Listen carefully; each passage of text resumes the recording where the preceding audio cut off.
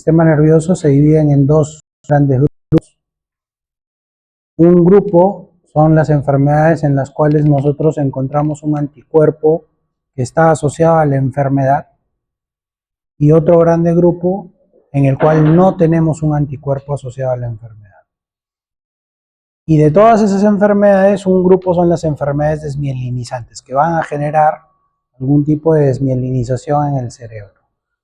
Y aquí vamos a tener la más frecuente, que es esclerosis múltiple, que es una enfermedad en la cual no está asociada ningún anticuerpo. Y tenemos el grupo del espectro de la neuromielitis óptica, donde está neuromielitis óptica y la enfermedad asociada a MOGAD. Las dos están asociadas a un anticuerpo específico. Esclerosis múltiple es la más estudiada y es la más prevalente, de hecho, en el mundo. Es una enfermedad inmunomediada, crónica y con un fondo degenerativo. Conocer muy bien la cascada inflamatoria que produce la enfermedad ha llevado al desarrollo de muchos tratamientos que modulan la respuesta inmune que genera esta enfermedad. Y obviamente el objetivo de los tratamientos es reducir la severidad, el número de recaídas y alterar el curso de la enfermedad, ¿no? Aquí tenemos una gráfica que nos tipifica el curso típico de la enfermedad, en el cual nosotros tenemos una combinación de dos mecanismos fisiopatogénicos. Tenemos un primer mecanismo donde tenemos más inflamación, y al tener más inflamación, esto se va a caracterizar por presentar lesiones focales en el cerebro y clínicamente por presentar recaídas. Y un segundo mecanismo, que ya es un poco más degenerativo, que se va a caracterizar porque el paciente lenta y progresivamente va discapacitándose. Entonces ese es el curso típico que tenemos. Entonces tenemos dos procesos subyacentes a la enfermedad que nos van a dar características clínicas diferentes en los pacientes.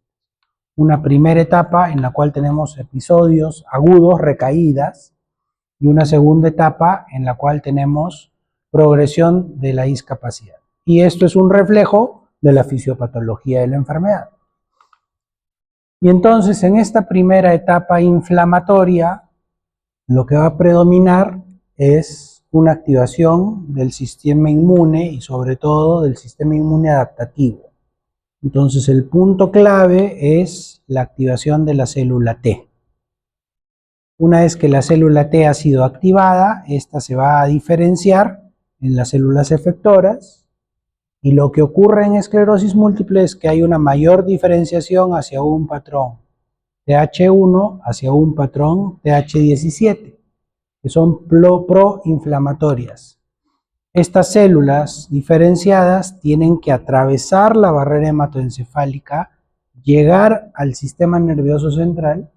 Una vez que llegan al sistema nervioso central, para que se vuelvan patogénicas, tienen que ser reactivadas dentro del sistema nervioso central, ¿no? Se reactivan en el sistema nervioso central, eso produce la diferenciación de las células, la expansión de células B, la transformación en plasmoblastos, la producción de autoanticuerpos y el daño en la mielina. Secundariamente puede haber un daño axonal, pero va a haber un daño en la mielina. Mientras que en la fase degenerativa, en la etapa crónica de la enfermedad, va a haber una inflamación diferente. Y ahí lo que va a predominar es más la inflamación innata, ¿no? Con producción de algunas interleuquinas que tienen que ver con esto, ¿no? Sobre todo ese patrón, y la activación de la microglía. La microglía es una célula que no está derivada del neuroectodermo, se va a diferenciar de la línea mieloide de la médula ósea y tiene que ver con la defensa inmune contra la injuria y la enfermedad, ¿no? Pero cuando hay una inflamación crónica, esta microglía se va a volver tóxica, se va a volver proinflamatoria y va a generar un daño. Y esto ha sido descrito en diferentes patologías. ¿no es cierto? No solo en esclerosis, también en Alzheimer, en Parkinson, que eso perpetúa la degeneración. Entonces, este es un factor importantísimo y al que todavía no tenemos un tratamiento efectivo que logre modificar esta activación de la microglia. Entonces, cuando nosotros hablamos de esclerosis múltiple, decimos que hay una susceptibilidad genética, un paciente es susceptible a adquirir esta enfermedad, pero luego tenemos algunos otros factores ambientales que son los desencadenantes de la enfermedad. Y los mejor reportados son la obesidad infantil, la deficiencia de vitamina D, el alto consumo de sal, y hay un virus que se ha visto que tiene que ver muy importantemente, que es el virus de Epstein-Barr. Confiere un riesgo incrementado de poder desarrollar esta enfermedad. Entonces, clínicamente, nosotros vamos a tener una enfermedad que se presenta en un inicio por episodios agudos de un déficit neurológico transitorio. Es una persona, un joven, ¿no? Por lo general, como la mayoría de enfermedades autoinmunes, afecta más a mujeres, afecta a 3 mujeres por cada varón que le afecta, se presenta en gente joven, entre los 20 y los 40 años, predomina en la raza caucásica, pero en los afroamericanos y en latinoamericanos la enfermedad es más severa, ¿no? Se produce más en caucásicos, pero en poblaciones como la nuestra, la enfermedad suele ser más severa. Y se caracteriza porque clínicamente tenemos episodios transitorios de un síntoma clínico que se revierte y se repite transitoriamente. Son síntomas clínicos de una focalidad neurológica, un déficit neurológico focal. Si afecta el nervio óptico, hacen una neuritis óptica. Si afecta el tronco cerebral, hacen un síndrome de tronco cerebral. Si afecta la médula espinal, hacen una mielitis parcial. Son síntomas que duran más de 24 horas y que se resuelven espontáneamente en algunos días hasta algunas semanas. ¿Ok? Y que en resonancia magnética se caracteriza por la presencia de lesiones que en el tiempo va aumentando. Y la enfermedad clínicamente llega a un momento en el cual las recaídas clínicas cada vez son menos y empieza una progresión de discapacidad lentamente. Es cuando ya hay una transición en esas 2 fisiopatologías que hemos comentado, de una primera etapa inflamatoria a una segunda etapa degenerativa. Y lo característico de los pacientes es que a medida que su enfermedad va avanzando, comienzan poco a poco a discapacitarse hasta llegar a estar confinados a una cama. Bueno, esto es un paper interesante que definió el curso clínico de la enfermedad. Del 2013 fue publicado, en el cual nosotros podemos catalogar la enfermedad en 2 grandes grupos. Este primer grupo, que es de enfermedad recurrente, ¿no? Con estos episodios transitorios de problemas neurológicos focales que se presentan de forma recurrente, y un segundo grupo de una enfermedad progresiva, en la cual no hay episodios transitorios, sino el paciente poco a poco, progresivamente, sus síntomas van empeorando, van empeorando, van empeorando, van empeorando. Entonces, en la enfermedad progresiva tenemos 2 grupos. La enfermedad primaria progresiva, que es que desde el inicio de la enfermedad sus síntomas son lentamente progresivos. Y un segundo grupo, la enfermedad secundaria progresiva, en la cual inicia con una enfermedad recurrente y luego de algunos años deja de tener recurrencias y comienza a progresar lentamente su discapacidad. Esa es la enfermedad secundaria progresiva. Y cuando nosotros hablamos de las manifestaciones clínicas iniciales, pues tenemos que reconocer varias cosas, ¿no? Ya hemos conversado sobre las características en relación al predominio en el sexo, a el rango etario en el cual se presentan, el predominio étnico que puede tener esta enfermedad, y clínicamente se va a presentar fundamentalmente con estos tres síndromes clínicos: una neuritis óptica, un síndrome de tronco o una mielitis parcial. Entonces, estos tres son los síndromes clínicos, digamos, por excelencia de presentación de esta enfermedad. Y van a tener algunas características, ¿no? Como dijimos, se presenta en gente joven, mucho más frecuente en mujeres, se caracteriza por la neuritis óptica, es dolor ocular, pérdida de la agudeza visual, alteración de la discriminación de colores, el dolor ocular empeora con los movimientos oculares, la afectación suele ser unilateral, el defecto no suele ser una pérdida visual tan severa, usualmente el paciente viene 20/70, máximo 20/200, no suele ser tan severa, y el fondo de ojo suele ser normal. Entonces, encontrar algunos otros hallazgos en el fondo de ojo te debe hacer pensar en otras etiologías. Entonces, esto se ha visto que tener una neuritis óptica te confiere un riesgo incrementado de desarrollar esclerosis múltiple en el largo plazo, asimismo que tener una mielitis parcial. De hecho, la característica típica de la afectación de la médula en esclerosis múltiple es que se trata de una mielitis parcial. Entonces, no hace una mielitis transversa, no se compromete toda la médula, sino solamente una parte. Y el paciente debuta con algún síndrome medular, como por ejemplo un síndrome de Brown-Séquard, o de la mitad de la médula, o un síndrome de cordones posteriores, o un síndrome de cordonal lateral. Pues eso es lo típico, que debuta con un síndrome parcial de la médula. Pues cuando nosotros tenemos una afectación de la médula, tenemos que primero poder diferenciar si es una afectación inflamatoria. Y para esto la resonancia es la herramienta que nos va a ayudar a localizar la lesión y a definir el tipo de lesión. Ahorita vamos a ver algunas imágenes.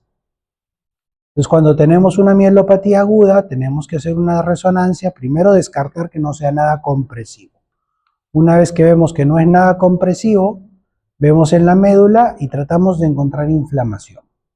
La inflamación la vamos a ver con un aumento de señal en la médula y con captación de sustancia de contraste. Si encontramos esto, decimos que es inflamatorio. Si hacemos un líquido cefalorraquídeo, vemos que no sea una inflamación producto de infección, ¿no? Viendo el número de células, haciendo estudio de virus y bacterias, y en fin, y con eso podemos ver que es una mielitis inflamatoria. Y hay diferentes patrones de afectación de la médula. Como hemos dicho, esclerosis múltiple lo que va a generar es un patrón de afectación parcial, una mielitis parcial, y el paciente debutar con un síndrome de cordón posterior o un síndrome de cordón lateral. Mientras que otras enfermedades afectan toda la médula, como la mielitis transversa, que es más frecuente, por ejemplo, en neuromielitis óptica, o este compromiso de las astas anteriores, que nos habla un poquito más de los problemas virales que generan esta afectación de la médula, o este compromiso granulomatoso, que nos habla también de problemas infecciosos, o el virus de varicela zoster, que nos da un compromiso segmentario y con rash, ¿no? Entonces, cada patrón es diferente. El síndrome de tronco cerebral es frecuente, se presenta entre 10 y 20% de los casos como manifestación inicial de la enfermedad. Son de los más variados. El paciente puede manifestar diplopia, oscilopsia, vértigo, disestesias faciales, neuralgia del trigémino, en fin, ¿no? Pero lo que más frecuentemente se presenta son los trastornos de los motores oculares, de los músculos oculomotores, ¿no? Como una oftalmoplegia internuclear o un síndrome de luna y media. Es lo más frecuente. Vemos aquí un ejemplo, por ejemplo, de una lesión desmielinizante en el tronco en un paciente con esclerosis múltiple que hace solamente un nistagmo pendular adquirido y un tremor oculopalatal, por ejemplo, ¿no? Cuando ya la enfermedad se ha establecido, el paciente puede manifestarse de diferentes formas, con trastornos motores, pues la debilidad es un fenómeno casi constante en los pacientes con esta enfermedad, siempre acompañada de signos piramidales. La espasticidad se presenta hasta en 40-60% de los pacientes con esclerosis múltiple. Tenemos diferentes trastornos sensitivos, son fenómenos muy frecuentes en la enfermedad, lo presentan prácticamente todos los pacientes. El deterioro cognitivo también, incluso desde las etapas iniciales de la enfermedad, entre 45 y 65% de los pacientes. A medida que la enfermedad progresa, este deterioro cognitivo cada vez es peor. Lo que más afecta es la atención, el razonamiento abstracto, la fluidez verbal, la percepción visoespacial, la velocidad de procesamiento de información. Tenemos otros fenómenos también dolorosos, ¿no? Como dolores neuropáticos. La más frecuente, la neuralgia del trigémino, por ejemplo. También podemos tener espasmos tónicos dolorosos, algunos dolores musculoesqueléticos y en fin. Los trastornos cerebelosos son muy frecuentes en esclerosis múltiple, produciendo temblor, incoordinación, inestabilidad postural de la marcha, disartria candida. Y los neuropsiquiátricos, hasta en 50% de los casos, vamos a encontrar algunos síntomas depresivos, podemos encontrar trastorno bipolar, psicosis. La marcha se va afectando cada vez más, es una de las principales causas de discapacidad. De hecho, en las formas progresivas lo medimos por la limitación de la marcha, ¿no? El paciente ya no puede subir gradas, o el paciente ya no puede caminar 1 kilómetro, ya no puede caminar 500 metros, tiene que descansar antes de eso, ¿no? La marcha es algo muy, muy importante, disminuye la calidad de vida. La fatiga es otro de los síntomas que los pacientes sufren con frecuencia, 95% de los pacientes, y en muchos de ellos solo fatiga es la causa de su discapacidad. Físicamente no están tan mal, pero la fatiga los discapacita mucho.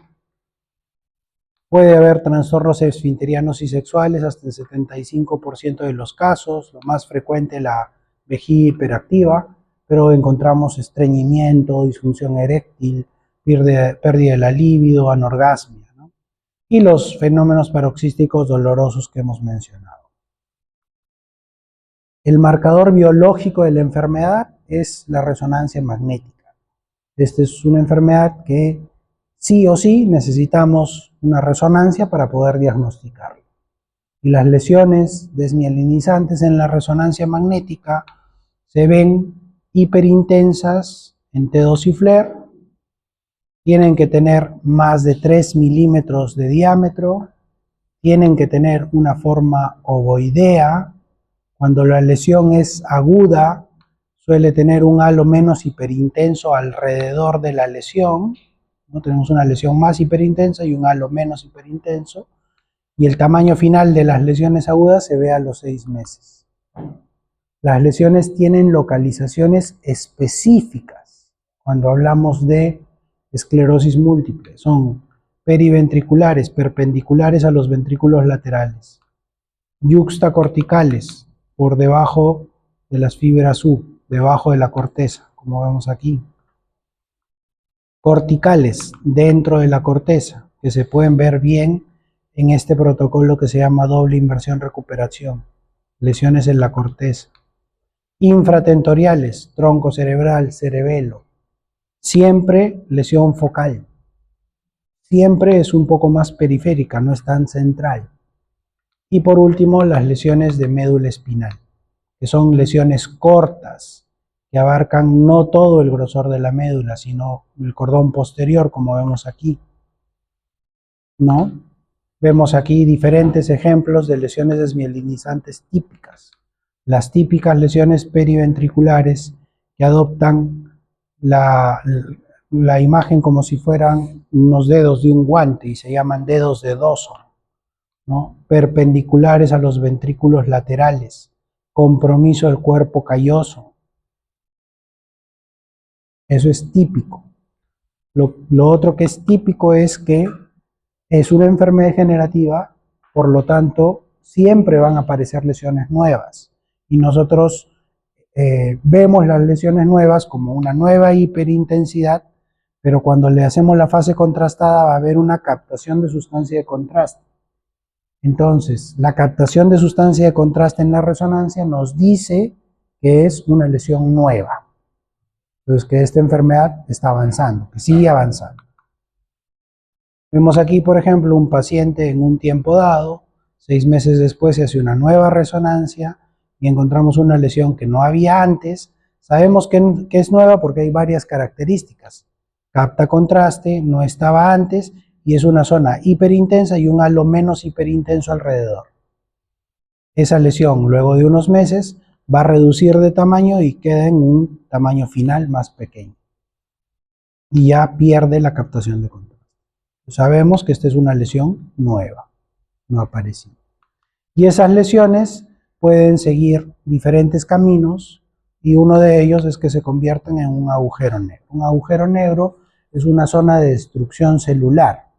Entonces la inflamación fue tan intensa, que las neuronas en esa localización se destruyeron y lo que queda es una lesión hipodensa en T1, como vemos aquí, ¿no? Y 80% de las lesiones pueden convertirse a agujeros negros, o sea, ser muy intensas. 14 a 41% de los agujeros negros agudos se van a desarrollar en un agujero negro crónico, ¿no? Y en los siguientes 6 meses pueden resolverse, ¿no? Volverse isointensos o 5% hipointensos, y si son hipointensos, volverse isointensos o hipointensos, permanecer hipointensos. La resonancia nos debe de ayudar a diferenciar las lesiones desmielinizantes de las lesiones vasculares y tenemos diferentes características. Cuando hay compromiso del cuerpo calloso o las fibras subcorticales, eso es muy frecuente en esclerosis múltiple. Si se compromete la corteza o los ganglios basales, eso es más de patología vascular. Si hay compromiso infratentorial del lóbulo temporal, periventricular o de la médula, eso es mucho más típico de esclerosis múltiple. En esclerosis múltiple va a captar contraste. Esa es otra cosa importante, ¿no? Y como les dije, la resonancia es el marcador biológico porque la resonancia nos va a servir no solo para el diagnóstico, sino para conocer cómo está la actividad de la enfermedad, cómo va evolucionando, poder seleccionar un tratamiento, ver la eficacia del tratamiento y determinar algunos criterios para cambio de tratamiento si es que se fuera necesario. Y pues detectar algunas complicaciones de los tratamientos que vaya a haber. La base del diagnóstico, primero, desde la parte clínica, ¿no? Si tenemos un paciente que hace una neuritis óptica a los 80 años, no vamos a pensar que es esclerosis múltiple, está fuera de lo que pensamos, ¿no? Entonces tenemos que conocer esas características demográficas que hemos dicho. Tenemos que conocer las características clínicas. Las imágenes son importantes y algunos estudios paraclínicos para descartar otras etiologías. El diagnóstico está basado en los criterios publicados en 2017, se llaman criterios de McDonald, donde nosotros tenemos que lograr demostrar la diseminación de esta enfermedad en tiempo y en espacio, ¿ya? Estos criterios fueron revisados en 2017 y comparados con los previos, que era el 2016, pues se reincorporó el estudio de bandas oligoclonales para poder hacer el diagnóstico y algunas otras cosas. Pero les voy a mostrar esto. Entonces, ¿cómo diagnosticamos a un paciente? Esta línea es un paciente en el tiempo. Entonces tenemos un paciente que el año 2018 hace un evento clínico que se llama neuritis óptica, ¿no es cierto? Si le hacemos un seguimiento y el año 2022 hace otro evento clínico que es una mielitis, ahí tenemos diseminación en espacio porque afectó nervio óptico y médula espinal, dos estructuras diferentes, y tenemos diseminación en tiempo, porque 2018 y 2022. Le hacemos una resonancia, tiene lesiones desmielinizantes y podemos decir que tiene esclerosis múltiple. ¿Ok? Pues clínicamente lo hemos hecho. Obviamente lo que pretenden los criterios es no esperar 5 años para poder diagnosticar a un paciente, ¿no es cierto? Entonces tenemos que poder diagnosticarlo antes de que haga este evento, en algún punto de este evento. Entonces, si nosotros le hacemos una resonancia magnética a un paciente que hizo una neuritis óptica, ya tiene afectación del nervio óptico, tiene lesiones periventriculares y yuxtacorticales, tenemos diseminación en espacio, porque se ha afectado nervio óptico y lesiones periventriculares. Tenemos dos localizaciones. Si le hacemos en un tiempo posterior una nueva resonancia y encontramos una nueva lesión que no había antes, pues ya tenemos diseminación en tiempo. Entonces, con eso podemos diagnosticar a nuestro paciente sin que haya hecho otro evento clínico. ¿Qué otra forma tenemos? Nuevamente, tenemos un paciente que tiene lesiones en dos localizaciones diferentes, le hacemos una resonancia con contraste y tenemos una lesión que capte contraste y hemos dicho, ¿qué es la captación de contraste? Lesión nueva. Entonces tenemos lesiones que no captan contraste, lesiones antiguas, y lesiones que captan contraste, lesión nueva. Con eso demostramos diseminación en tiempo. Entonces, en una misma resonancia podemos demostrar que tiene tanto diseminación en espacio, diseminación en tiempo, y por lo tanto decir que tiene esclerosis múltiple. Y si no tenemos la diseminación en tiempo porque no captaba contraste, le podemos pedir el estudio de bandas oligoclonales, y si las bandas oligoclonales salen positivas, pues esto reemplaza el criterio de diseminación en tiempo y podemos hacer el diagnóstico de esclerosis múltiple. Pues el tratamiento en esclerosis múltiple ha realmente cambiado la expectativa de esta enfermedad porque ha logrado controlar muy bien la enfermedad, ¿no? Aquí tenemos un gráfico bien interesante en el cual en esta primera curva vemos un paciente siguiendo el curso natural de la enfermedad, la historia natural de la enfermedad. Llega un momento en que empieza su discapacidad y el paciente cada vez progresa su discapacidad hasta llegar a estar en silla de ruedas o confinado a la cama. Si nosotros lo diagnosticamos de forma tardía, después de haber adquirido cierta discapacidad, entonces podemos enlentecer esa discapacidad, pero no revertirla. Y entonces el paciente se discapacita menos, pero ya adquirió una discapacidad previa. Y es por eso que es importante diagnosticarlo antes de que se discapacite, porque si hacemos una intervención en este punto, la chance de que adquiera discapacidad es menos que si diagnosticamos tardíamente o si no lo tratamos. ¿Ok? Y para tratar, nosotros tomamos diferentes características que nos ayudan a decidir cuál va a ser el pronóstico de nuestro paciente. Entonces, tenemos características que nos dicen que el paciente puede tener un buen pronóstico o un mal pronóstico. Entonces, si es un paciente joven, menos de 40 años, va a ser de buen pronóstico. Si es más de 40 años, de mal pronóstico. Si es mujer, buen pronóstico, varón, mal pronóstico. Si debuta como neuritis óptica o solamente síntomas sensitivos, es buen pronóstico.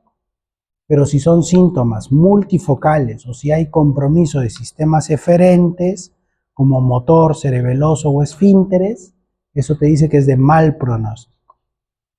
Si tiene una recuperación incompleta después de su primer recaída, es mal pronóstico.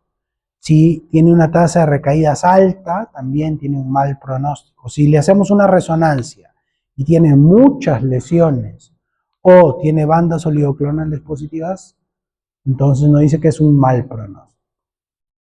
Entonces nosotros hacemos este checklist a nuestros pacientes y ponemos, es varón, es mayor, tiene tal, y vemos. Si tiene más características de mal pronóstico, va a requerir un medicamento mucho más efectivo. Entonces, haciendo ese pronóstico, nosotros evaluamos las comorbilidades que pueda tener, las preferencias que pueda tener en relación, como son más mujeres, en embarazo, a la decisión de formar una familia, evaluamos la efectividad y eficacia de los medicamentos y decidimos algún tratamiento. Este es uno de los algoritmos que existe de tratamiento. Tenemos muchos medicamentos disponibles para tratar esta enfermedad, pero tenemos dos estrategias de cómo tratarlo. Iniciar con un medicamento de efectividad moderada, hacer un seguimiento y en caso empeore pasar a un medicamento de alta efectividad, o iniciar directamente con un medicamento de alta efectividad cuando es una enfermedad muy agresiva para poder controlar rápidamente sus síntomas. ¿Ok? Bueno, ahora vamos a pasar al la segunda enfermedad, que es la neuromielitis óptica, que también es una enfermedad inflamatoria autoinmune, que típicamente se presenta, como su nombre lo dice, con afectación de la médula espinal y del nervio óptico, típicamente.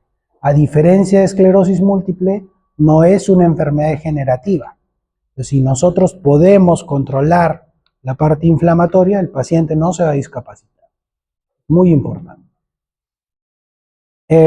Esta es una enfermedad en la cual tenemos asociado un anticuerpo patogénico, que es el responsable de esta enfermedad, que es el anticuerpo contra el canal de agua aquaporina 4. Y reconocer este anticuerpo nos ha permitido reconocer los diferentes fenotipos clínicos. Comparado con esclerosis múltiple, es una enfermedad diferente. Antes estaba catalogada como una variante de esclerosis múltiple, pero a raíz del descubrimiento del anticuerpo, en el 2004, se pudo diferenciar de la enfermedad y reconocer que tiene características diferentes, clínicas y fisiopatológicas también. Por ejemplo, la neuromielitis es siempre recurrente. No existe un curso progresivo de la enfermedad. Se presenta en gente un poco mayor. Esclerosis múltiple en promedio a los 30 años, neuromielitis a los 40 años. El predominio femenino es mucho mayor en neuromielitis óptica. 9 mujeres por cada varón afectado. En esclerosis, 2 a 3 por cada varón. ¿No? Neuromielitis óptica es más frecuente en afroamericanos y asiáticos, mientras que esclerosis múltiple en caucásicos. ¿No? Se presenta en todas las etnias, pero es más frecuente en afroamericanos y asiáticos. Y la resonancia también tiene diferencias. Fisiopatológicamente es muy distinto también. Hemos dicho que esclerosis múltiple, la célula T tiene que activarse, migrar al sistema nervioso central, reactivarse, y ahí es donde desencadena toda la cascada inflamatoria que produce la desmielinización. Mientras que en esta otra enfermedad, que es la neuromielitis óptica, los anticuerpos son producidos por las células plasmáticas en la periferia. Estos anticuerpos tienen que atravesar la barrera hematoencefálica, unirse a su antígeno, que es la aquaporina 4, que es un canal de agua que está en el pie del astrocito. Una vez que ocurre eso, hay una gran disrupción de la barrera hematoencefálica y pasaje de otras células, neutrófilos, eosinófilos, macrófagos, monocitos, en fin, que van a generar daño. Este anticuerpo va a activar el complemento que va a generar un daño en el astrocito y secundariamente en el oligodendrocito, que es el que produce la mielina. Esclerosis múltiple afecta directamente la mielina, mientras que aquaporina 4 afecta el astrocito y secundariamente va a afectar la mielina. ¿Ok? Pues el anticuerpo fue descubierto el año 2004 por Vanda Lennon en este estudio, en el cual en diferentes pacientes con esclerosis múltiple y algunos otros síndromes, les hicieron el dosaje del anticuerpo y vieron que había un fenotipo en el cual era muy predominante, mientras que en esclerosis múltiple clásica, típica, no se presentaba. Y fue cuando se pudo diferenciar. El anticuerpo per se nos dice que la enfermedad va a ser más agresiva, va a ser más discapacitante, ¿no? Por ejemplo, en estos pacientes que tenían mielitis con anticuerpo aquí negativo y aquí positivo, los pacientes que tenían la positividad del anticuerpo tenían una tasa de discapacidad mucho más alta comparada con los que tenían la negatividad del anticuerpo. Y una tasa de recaídas era mucho más alta, ¿no? 77% tenían recaídas versus 20% de los que tenían anticuerpo negativo. Lo mismo, la aquaporina nos dice, cuando es positivo, de que va a tener mucho más discapacidad, va a tener mucho más síntomas. Los síntomas clínicos son muy similares y el diagnóstico se basa en este consenso que fue publicado en el 2015 por Dean Wingerchak, donde la enfermedad la podemos diagnosticar de dos formas. Podemos diagnosticar la neuromielitis óptica cuando tenemos un anticuerpo positivo y también cuando el anticuerpo es negativo o desconocido, ¿no? Sobre todo en países como el nuestro, que hacer este anticuerpo puede costar cerca de 2.000 soles. Entonces no es algo que se pueda hacer con tanta frecuencia. Entonces, los criterios diagnósticos nos dicen que hay características clínicas principales. ¿Cuáles son las características clínicas principales? Primero, la neuritis óptica. Segundo, la mielitis aguda. Tercero, un síndrome de tronco que se llama el síndrome de área postrema, que es hipo, náuseas y vómitos incoercibles, inexplicables, que no hay un problema gastrointestinal y los pacientes de forma repetitiva comienzan a desarrollar hipo incoercible, que no se puede parar, que le dura 5 días, 10 días, una semana. Cualquier otro síndrome de tronco cerebral, un síndrome diencefálico o narcolepsia sintomática y un síndrome cerebral sintomático. Esas son las 6 características clínicas primordiales. Entonces, si tenemos un paciente que debuta con una neuritis óptica y le hacemos el dosaje de anticuerpo, para poder diagnosticarlo necesitamos tener solamente un criterio clínico más la posibilidad de anticuerpo y excluir alternativas diagnósticas, y con eso decimos que tiene neuromielitis. Cuando el anticuerpo es negativo o no hemos podido hacerlo, necesitamos 2 características clínicas. Que de esas 2 características clínicas, una sea neuritis, mielitis o síndrome de área postrema. Segundo, tener diseminación en espacio. O sea, no podría ser neuritis de un lado y luego neuritis del otro, porque es en la misma área, nervio óptico, ¿no? Entonces, tener diseminación en espacio, o sea, otra característica. Y por último, ver algunos requerimientos de resonancia, que es típico en estos pacientes. Hay diferentes red flags que nos pueden decir que no se trata, pero vamos a ver las características de resonancia. La distribución de este canal de agua de la aquaporina 4 en el sistema nervioso central es la que vemos aquí, en el epéndimo y alrededor de todos los ventrículos laterales. Esa es su distribución preferente. Y por lo tanto las lesiones se van a encontrar en esas localizaciones preferentes, alrededor de los ventrículos, en el hipotálamo, alrededor del cuarto ventrículo, ¿no? Y tenemos características de imágenes predominantes.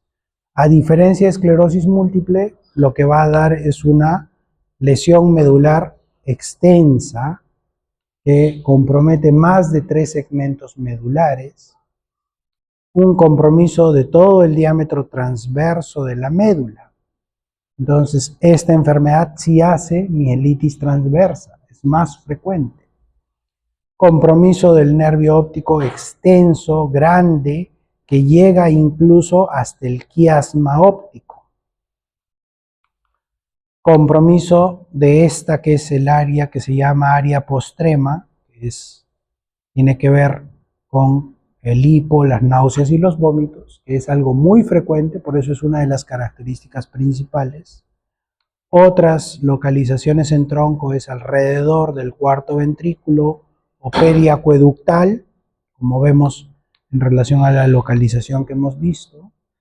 Podemos tener lesiones hemisféricas grandes, compromiso del tracto piramidal bilateral, ¿no?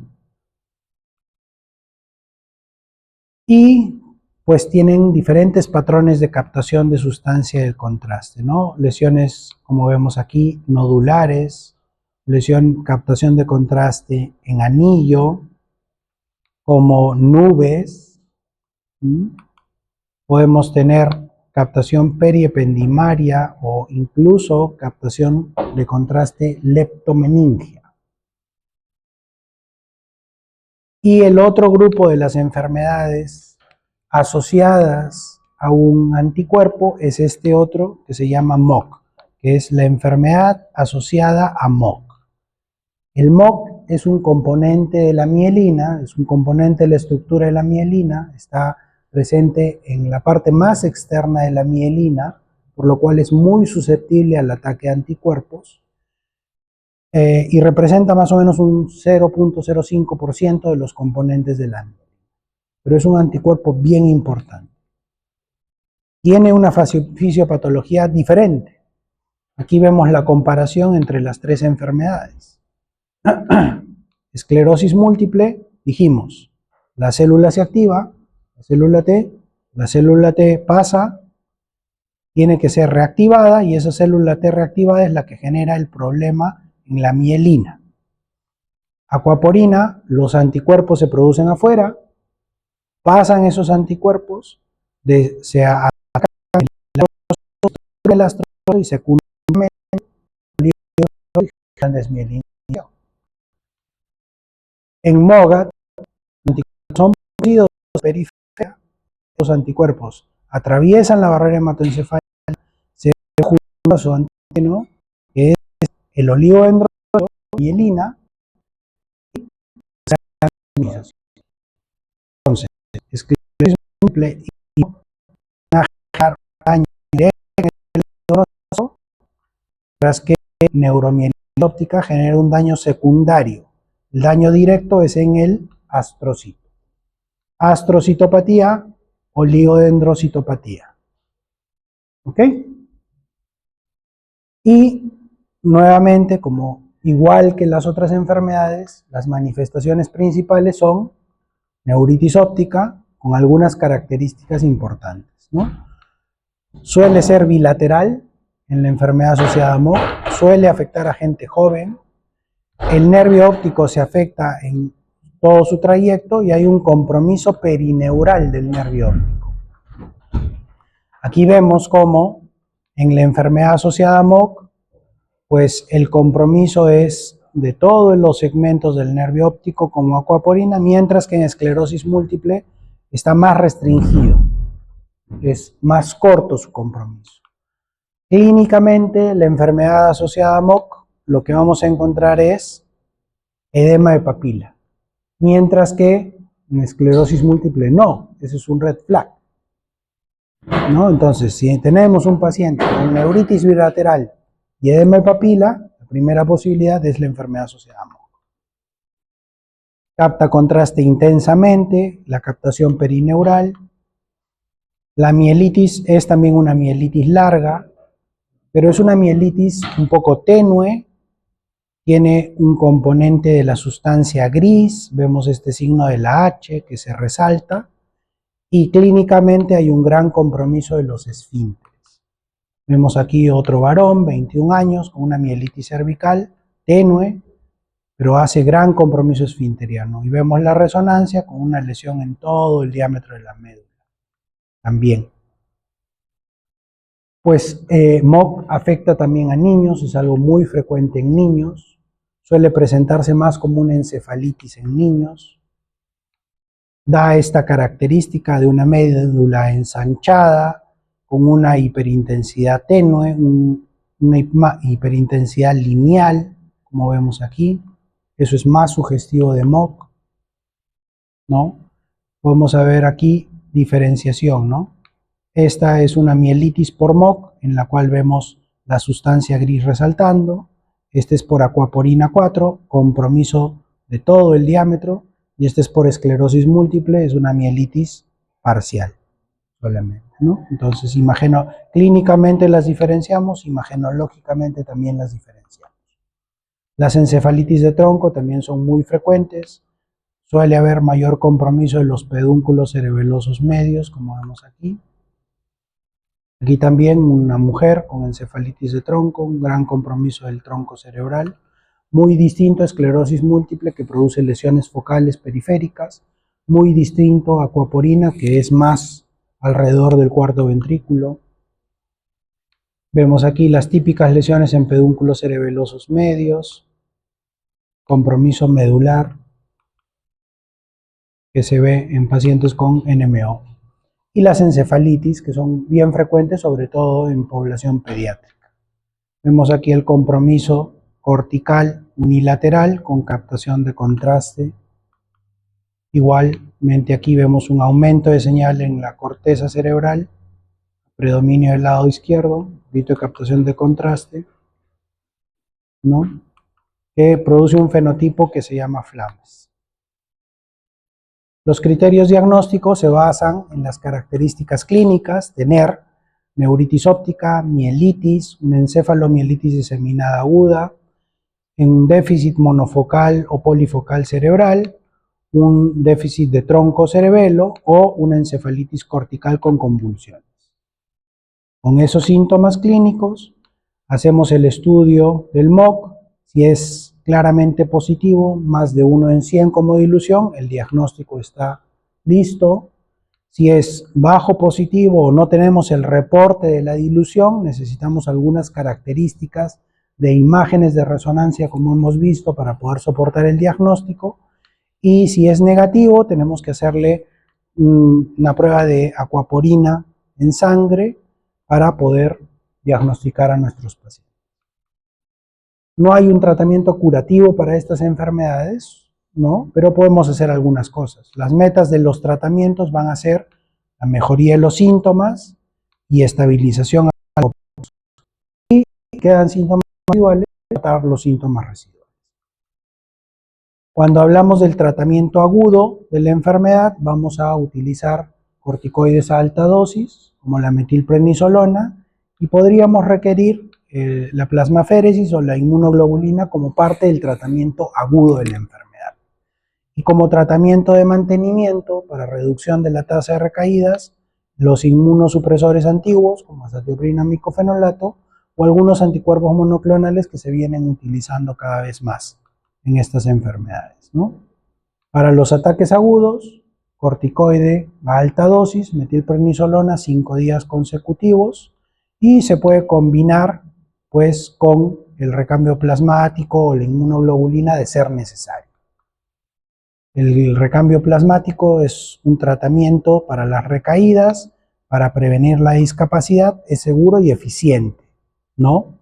Y siempre hay que conocer su estado del anticuerpo para poder hacer los tratamientos. Se han estudiado muchos anticuerpos monoclonales, tratamientos biológicos para estas enfermedades. Rituximab es uno de los que más utilizamos, es un medicamento anti-CD20, tocilizumab también contra el receptor de interleuquina 6, atacan la fisiopatología de la enfermedad y funcionan, ¿no? Estas son unas guías europeas para el tratamiento y manejo de la neuromielitis óptica, donde de primera línea podemos utilizar los inmunosupresores como azatioprina, o incluso iniciar con rituximab, y si necesitamos un poco más de tratamiento podríamos usar ciclofosfamida, mitrosantona, tocilizumab u otros agentes monoclonales, ¿no? Esta es otra guía de una sociedad europea de neuromielitis óptica, donde utilizamos rituximab y azathioprina en primera línea, y podríamos llegar a utilizar tocilizumab como tratamiento también, ¿no? Siempre recordar que pues tenemos diferentes cosas, características que nos pueden ayudar a diferenciar, ¿no?, con otras causas. Pues si tenemos un compromiso meningio o de realce de anillo completo, pensar en infecciones, neoplasias.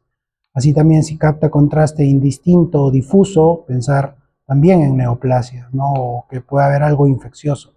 Si tenemos microsangrados en enfermedad cerebrovascular, igual infartos. Si hay cavidades, pensar en leucodistrofias, por ejemplo. Si no hay compromiso de las fibras U, pensar en una enfermedad cerebrovascular. Y lo mismo si estas características ocurren tanto en las lesiones periventriculares, infratentoriales, en la médula o en la corteza cerebral. ¿Ok? Y esto les había traído